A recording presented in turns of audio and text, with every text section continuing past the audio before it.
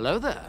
This is where the fun begins. Hey there guys, Unofficial Star Wars here. Hope you're all doing well, and in this video, if you can't already tell by the title or the thumbnail of this video, we're going to be explaining the post-credit scene and the importance of the post-credit scene from Andor Season 1, seen in the season finale, Episode 12. That all being said, we're going to go ahead and we're going to hop right on into it, taking a read from the Direct's article. I'm going to have their full article linked in the description down below. Andor's Tony Gilroy has explained the meaning behind Season 1's Star Wars post-credit scene.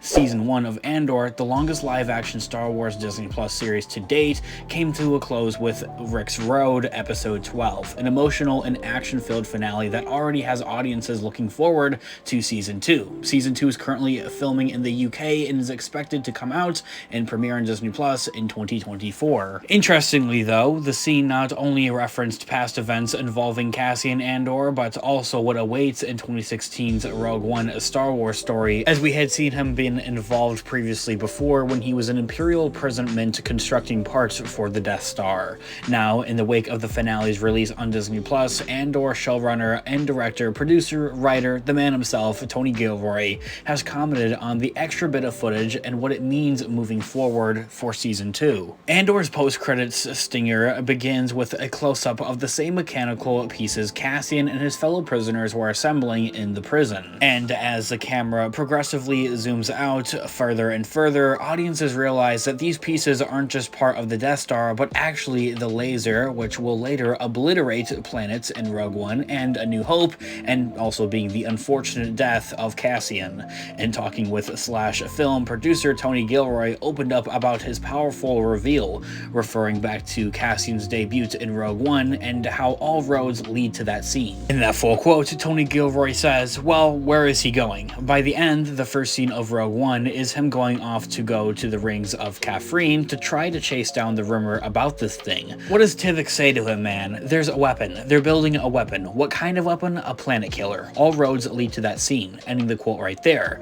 As the article continues to say, still, Tony Gilroy was quick to point out that Andor Season 2 isn't just about the Death Star, but rather the path Cassian takes to get there and how he ends up in those points and times of where Rogue One is taking place. In that full quote, he says, "Now, that's not entirely what our show is going to about," referencing back to the Death Star. "People don't know the existence of it, do they? Some people do. Krennic does. The people in the ISB, very few of them might, but all roads are ultimately leading to Rogue One," ending the quote right there. And of course, as a Star Wars fan, me being myself, I have to overanalyze this. He name-dropped director Krennic, of course, working heavily with Rogue One, doing a number of the reshoots and evidently taking over the film at that point of its release. Having Tony Gilroy name-drop director Krennic could potentially bring up the character appearing in Season 2 and playing some type of prominent role, potentially maybe within the ISB, or at least overseeing the construction more or less of the Death Star more so. The article goes on to say that the showrunner Tony Gilroy also shared similar details with The Hollywood Reporter, describing the Death Star as the looming threat, but also how Season 2 is about who picks up the final breadcrumbs leading up to Rogue One. In that full quote, saying that it'll still be the looming threat. Rogue One is all about discovering what it is. Season 2 is about who picks up the final breadcrumbs that lead to the beginning of Rogue One, ending the quote right there. Not only did Tony Gilroy acknowledge that in his comments, but he also revealed that truth is one that Cassian will never know, saying that, "But we have a situation where Cassian will never know that what he was building is actually the machine that is going to kill him," ending the quote there. Which really is rather quite depressing to think about, is that he helped construct this, unknowingly of course, and many others did so the same, and yet it would cause so much destruction throughout the galaxy and even destruction to themselves. That all being said, moving forward, more Rogue One connections in Andor Season 2 is a question that has remained. Given Tony Gilroy's comments, just because the audience has seen the Death Star's construction and knows what it is, that doesn't mean that the cast of Andor will know about it in Season 2. Cassian doesn't actually find out about the Death Star Star until the very beginning of Rogue One. That is important information to note as fans begin to form their expectations ahead of the show's second and final season. Instead, fans should focus on what Tony Gilroy has already shared, which is that season 2 is about who picks up those final breadcrumbs moving forward and into the events of Rogue One. As of to the quote-unquote who are, Andor's finale surprisingly left most of the show's main characters on the table, meaning there are a number of players still in the game to drop breadcrumbs and to pick them up.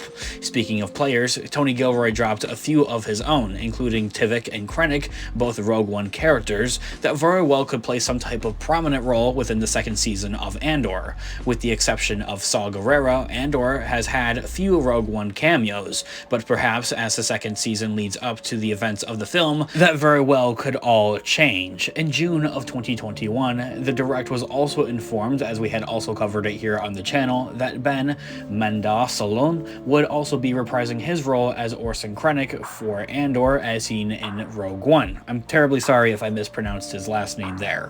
Whether Tony Gilroy planned for Krennic's comeback in season 1 or later bumped it to season 2 is simply unknown. However, in the light of Gilroy's latest comments, his presence in the Disney Plus show seems less like a question of but when it would happen. Finally, there's the bombshell that Cassian will never know he helped build the Death Star. For the character's own sake and sanity, that probably is a good thing. But the question is why? Maybe the audience knowing is enough for Gilroy, but what he wants to accomplish is the question that remains. Perhaps the showrunner's reasoning behind this will become clearer in season 2, but in the meantime, the choice is an interesting one worth discussing.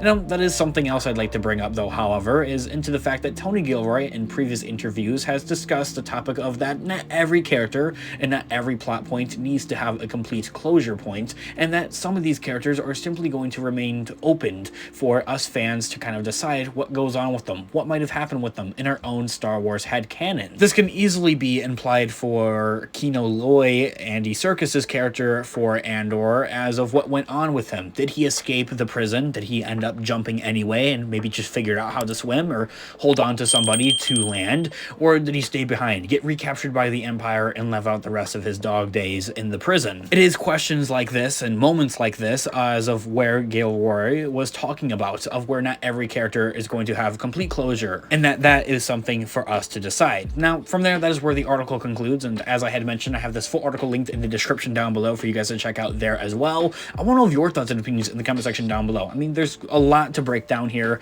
regarding this into the future of what we're going to see here with season 2 of Andor, and also explaining the post-credit scene here as well for this overall show here and the season 1 finale as well. I'd love to hear what you guys all think in the comments down below. Of course, this has been Unofficial Star Wars. Thanks so much for watching today's video. I'll catch you guys in the next one. Have a great one, guys. May the Force be with you as always. Peace out.